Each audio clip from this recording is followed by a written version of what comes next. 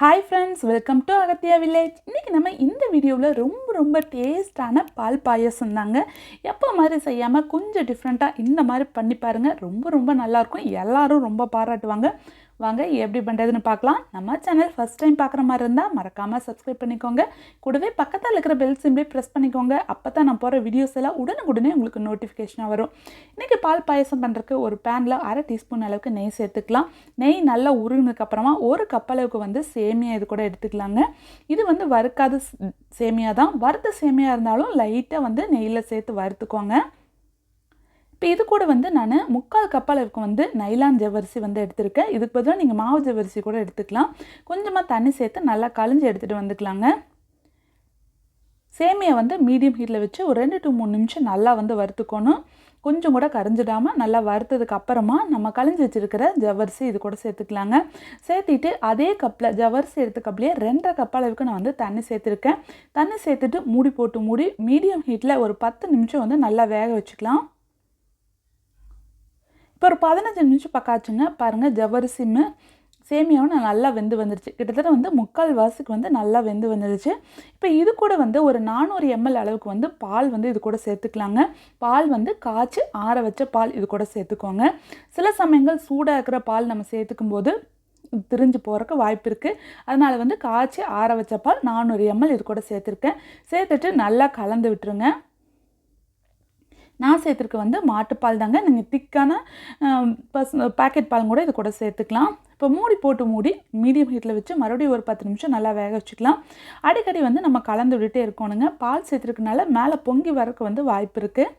First நம்ம தண்ணி சேர்த்து வேக வைக்கும்போது ஒரு 3/4 வாசி வெந்துருந்துச்சு. இப்போ மறுபடியும் ஒரு 10 நிமிஷம் வைக்கும்போது பாலில் ஜவ்வரிசியுமே நல்லா வெந்து வந்துருச்சு. இப்போ பாருங்கள், இப்போ இது கூட நான் நல்லா வெந்து வந்துருச்சு. இந்த அளவுக்கு நல்லா வெந்ததுக்கு அப்புறமா தான் நம்ம அடுத்தது கூட சேர்க்கணும். இது கூட ஒரு 8 போல் முந்திரி கூட ஒரு 8 பாதாம் ஒரு 1/2 அன் ஹவருக்கு முன்னாடியே தண்ணியில் ஊற வச்சு வச்சுருந்தேன். பாதாம் எடுத்து தோல் எடுத்துட்டு ஒரு மிக்ஸி ஜாரில் சேர்த்து கொஞ்சமாக தண்ணி சேர்த்து நல்லா நைஸாக அரைச்சி எடுத்துகிட்டு வந்துடலாம். இப்போ பாருங்கள், இந்தளவுக்கு நல்லா கெட்டியாக நம்ம அரைச்சி எடுத்துகிட்டு வந்தாச்சு. ஊற வச்சுருக்கனால நல்லா அரைப்பட்டுரும். நல்லா கெட்டியாக ரொம்ப தண்ணி சேர்க்காமல் அரைச்சி எடுத்துகிட்டு வந்தாச்சு. இப்போ பாயசத்து கூட இதை நம்ம சேர்த்துடலாம்.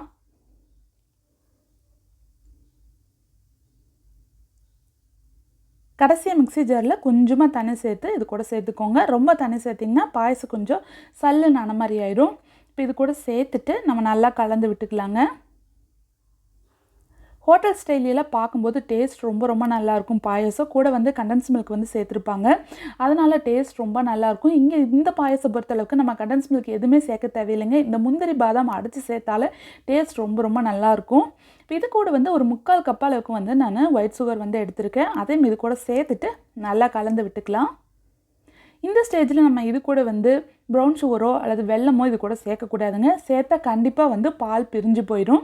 வெள்ளை சுகர் மட்டும் சேர்த்துக்கோங்க. சேர்த்துட்டு நல்லா கலந்து விட்டுக்கலாம். கலந்து விட்டு ஒரு 2 to 3 நிமிஷம் நல்லா கொதிக்கிட்டுங்க. நம்ம முந்திரி இது சேர்த்துருக்கோம். சக்கரை கூட சேர்ந்து கொதிச்சா டேஸ்ட் ரொம்ப நல்லாயிருக்கும். ரொம்ப திக்காகவும் இல்லாமல் இந்த அளவுக்கு இருந்துச்சுன்னா ரொம்ப கரெக்டாக இருக்கும். இப்போ பாருங்கள், கரெக்டாக இருக்குது. சூடாக இருக்கும்போது சர்வ் பண்ணுறதுக்கு கரெக்டாக இருக்குது.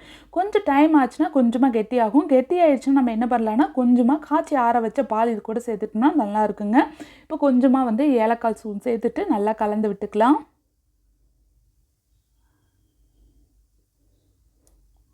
நல்லா கலந்து விட்டாச்சுங்க. இப்போ இது கூட நம்ம கண்டன்ஸ் மில்க் சேர்த்திருந்தோம்னா இது கூட சுகர் சேர்க்க தேவையில்லைங்க. அதுலேயே சுகர் இருக்கும், அதனால் சேர்க்க தேவையில்லை. இப்போ ஒரு பேனில் 1/2 டீஸ்பூன் அளவுக்கு நெய் சேர்த்துக்கலாம். ஒரு 5 போல் முந்திரியை நல்லா பொன்னிறமாக வர வரைக்கும் வறுத்துக்கலாம். வறுத்ததுக்கு அப்புறமா இது கூட கொஞ்சமாக திராட்சை சேர்த்துட்டு கொஞ்சம் உப்பி வர அளவுக்கு நல்லா வணக்கிக்கலாம். வணக்கிட்டு நம்ம இருக்கிற பாயசத்தை இது கூட சேர்த்து நல்லா கலந்து விட்டுக்கலாங்க. பாருங்கள், பாயசம் நல்லா திக்காக பார்க்குறக்கு சூப்பராக இருக்குது. டேஸ்ட்டு ரொம்ப நல்லாயிருக்கும். மறக்காமல் ட்ரை பண்ணி பாருங்கள். எப்பவும் போல் பாயசம் செய்யாமல் இந்த மாதிரி ட்ரை பண்ணி பார்த்துட்டு எப்படி இருந்துச்சுன்னு மறக்காமல் கமெண்ட் பண்ணுங்கள். இந்த வீடியோ உங்களுக்கு பிடிச்சிருந்தா லைக் பண்ணுங்கள், ஷேர் பண்ணுங்கள், கமெண்ட் பண்ணுங்கள். தேங்க்யூ ஃபார் வாட்சிங்.